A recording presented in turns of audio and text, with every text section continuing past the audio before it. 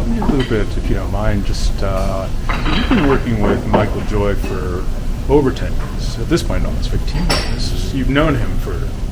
Yeah, I've known him since, I would say, maybe even before 2008. Sure. But I know for a fact that he started working together. Oh, okay. And how did you find him? Was it just through... Well, through a mutual friend, Jimmy McMillan. Oh, yeah, Jimmy. So Jimmy was my pastry chef. Gotcha. And Jimmy went on to do competitions at the school. Yeah, Chicago Restaurant Pastry Competition. Yes, yeah, exactly. I was there for that. So, yeah. So I first met Curtis Duffy at Jimmy McMillan's birthday party at his house. And Jimmy was his pastry chef, Curtis's pastry chef at the Peninsula. And I just saw Curtis there. And then shortly thereafter, we had talked a bit, and Curtis was like, oh, why don't you come over to the Peninsula? And I think he made us something nice at that restaurant. And I remember going to that huge hotel, and there was this tiny, tiny kitchen. And I was like, Jimmy, I'm like, what's up with this? You got this samurai, and he's locked in a 10 by 10 dance floor. Jimmy's like, Curtis has plans, but I can't tell you. So I'm like, okay. And then time passes. He opens his first restaurant. And then we started talking after the CRPC, Chicago Restaurant Pastry Competition. And Curtis was, I think, the lead judge. What was terrific about that is the event was over 3 days. Part of the event was for the sponsors. Jimmy and his wife had made these beautiful sponsored dinners. It was terrific. And we had this back patio at the house, it was a house, but at the studio in Oak Park. Julie at the time had prepared these chicken kebabs. And she's like, okay, these are ready. Curtis was outside, he was ready to grill them up, and he had just showed up, and we were playing this joke on him. And we'd come out and say, oh, Curtis, these are the kebabs Julie needs. Please get these going. And he's like, okay. And he's in the outdoor kitchen. He's like, where's the grill I'm supposed to use? And there's a big grill next to him, and we go, oh, sorry, man, that's broken. And so Jimmy came out with a little like George Foreman grill, like about this big, and he's got the plate of kebabs and people, and he looks, and he's like, you could see in his eyes, he's like, what the fudge? But what came out of his mouth was, well, then we better get started. And I'm like, this guy is kung fu, right? We threw drama at him, and he absorbed it like a soldier. And then we're like, no, we're just messing with you. And he's like, I was worried I was going to be out here all night grilling these, serving one at a time. So I knew from that point that this guy was classy and humble at the same time, because he was there. He didn't put any pressure on his friend Jimmy. And he's just like, I'm here, let's do it. Actually, I knew Michael before then, because that's where the conversation sparked up for the mold, the actual sleeve mold that we did, the ice sleeve mold. It didn't dawn on me until us just engaging in conversation, like, who can make it? Sure. And then I'm like, wait a second, you guys could probably make it. Mike was like, yeah, absolutely, we can do that. All these showpiece molds and little plated dessert molds. But it didn't click until I was there. I think they did CRPC 3 years, and so I had time with Curtis, and he would come to the studio in Oak Park, and we'd talk about projects. And he had this one project that he said he wanted to complete for, gosh, I don't know, it was like 7, 8 years. I don't know, a long time for a chef to hold this vision. And it was a vision of this very delicate ice sleeve that he wanted to create this reservoir for a particular plating that he wanted. I don't remember what it was. And it was, I think, the most challenging piece at the time that I had molded, because of a variety of technical reasons to get this ice sleeve off, and off this piece of silicone, and we'll show you pictures. But we got it done, and I remember that piece ended up on the cover of a magazine. Well, it's certainly one of the more unusual projects we've ever done, but I think you're one of the more unusual chefs that we've ever come into contact with too. Oh yeah, 100%, absolutely. Like I said, even when we get to work together today, it's a ray of just joy for me, because it's so, I know it's not going to be easy, but it's going to be interesting, and it's going to be engaging, and the end result, I can trust, is going to be absolutely phenomenal.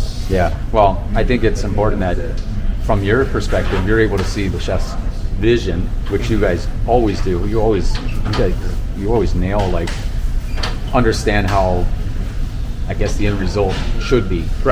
Right, which exactly. is important. But then on the flip side, if they're not taking it home, like you just said, it's a fail. Yeah, exactly. It's a fail.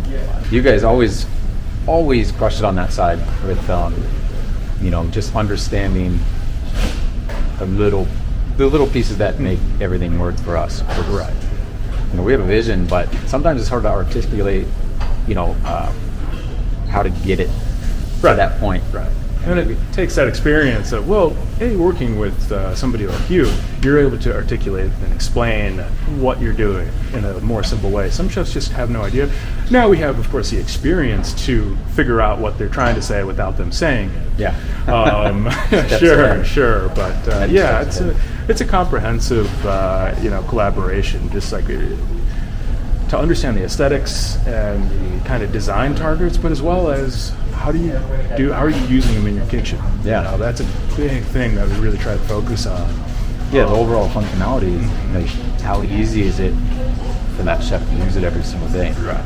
Otherwise, it's just not practical to have a mold in the kitchen. I mean, right. Otherwise, it just you maybe use it once or twice and then it goes away. But if it's something that you can use over and over, and then even apply it from sweet to savory, cold to hot, I think that's also so important as well for our world.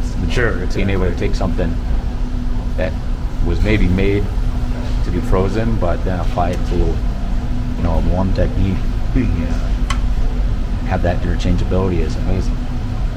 That creative flexibility, you just don't see it out there, except for very few people, and you're one of them. In this unique place, this amazing place, where does your creativity and ideas for new food plates, which all of them look exceptional and all of them look tasty and delicious, where does the creativity come from? Where do you get that inspiration? Sure.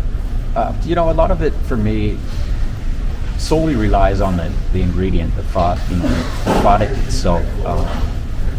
Things that are coming from the ground, things that are available at our fingertips. It always starts with the idea of the sole ingredient. What is it going to be? So, for instance, if we had, you saw the white asparagus today, yes, coming from Belgium, and we're able to get that. We usually get that every single year, but for me, it's I don't want to serve it the same way we did last year. So, how do we create a dish around that one ingredient?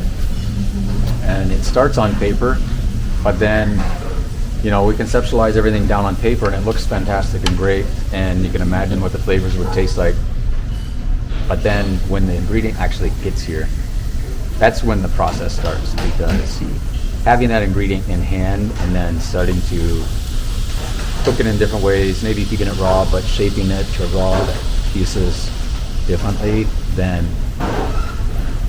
so much you made out of what yesterday, and the corn was made in so many textures and so many different forms. Sure. I would never have imagined that be placed on a plate in so many different. Yeah. Well, I think my responsibility is to give the guests something that's familiar, right? We have to keep that line of familiarity throughout the meal, but it's also my responsibility as a chef to give you something maybe you haven't seen, or maybe you haven't flavor-wise experienced. And I think that's what keeps our cuisine different and unique than most, is because that familiarity stays within each course, but then we try to add something, a little bit more exciting. So if corn was the dish we're talking about, then how do we utilize corn in every fashion, in terms of how do we utilize, the stalk, the husk, the silk, the corn cobs, the corn itself, the sprouts, the flowers. Try to utilize everything about that ingredient. Fennel, the same way, where we use the bulb, the stalk, the fronds, the flowers, the seeds. We can showcase every one of those things, and we're not adding more to the dish in terms of flavor. It's just fennel or corn. That's kind of where it starts, but all that really takes place is once we have that ingredient in hand, and then everything on paper, sometimes it stays true, but most of the time it always changes from what's on paper.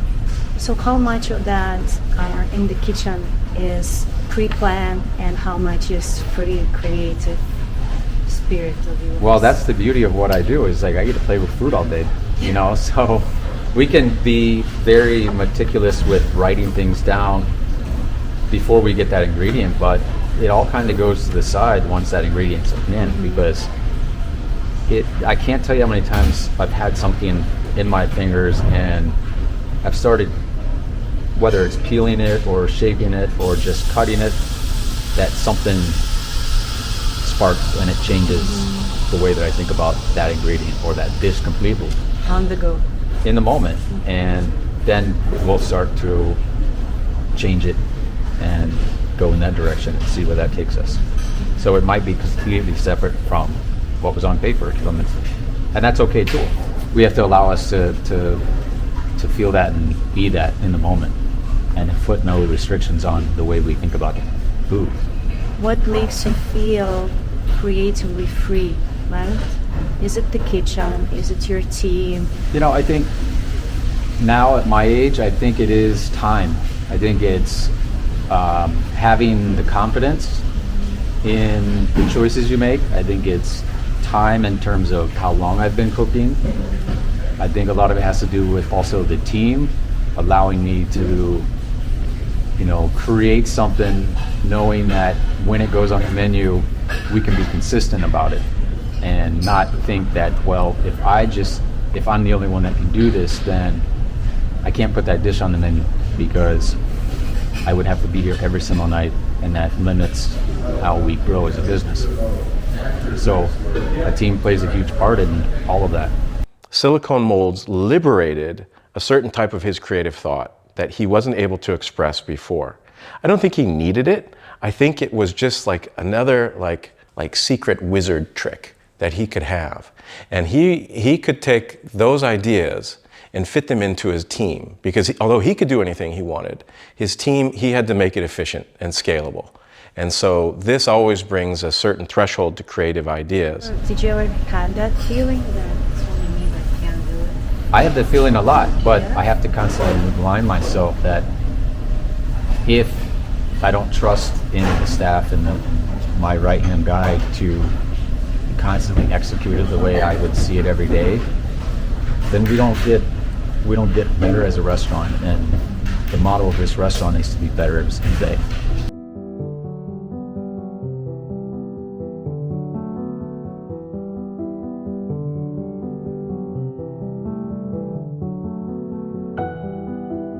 But the thing that I liked most about Curtis is, as busy as this guy is, and as much stressful impact that a chef like him has taken over the years for a variety of reasons, he stays chill and very, very modest. But I've worked with other chefs who just weren't like that. They were very sloppy with their emotions. And Curtis was like, love, love, love, you know?